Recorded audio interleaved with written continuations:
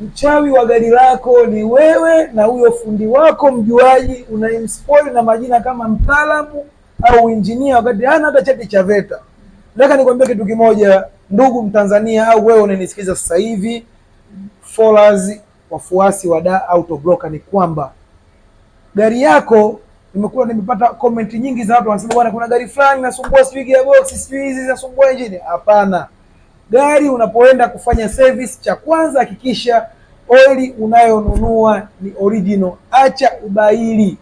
Isitoshe kingine, je, hiyo oili unayonunua ndio imeandikwa kwenye dipstick ya kwenye engine ama kwenye gearbox? Sababu kuna mtu anakutana na fundi wako chini ya 40 anakwambia bwana, hii tuweke ATF, kumbe gari ni gearbox ni CVT, umeshaua engine au mara speed fulani zinasumbua. Hapana, mchawi ni huyo fundi wako na wewe mwenyewe. Acheni haya mambo ya ubabaishaji. Nenda dukani, soma kwenye dipstick, angalia oil ni namba fulani, waambie wakupe kama ni hii hapa labda gearbox ATF 1377 kwa ajili ya gari yako, unaweka gari itakuwa na ufanisi. Kuna vitu vingine utoweza kuvisikia. Acheni mambo ya kusikiza stories kwenye video vya kahawa. Amnaga gari mbovu, Japani sio wajinga.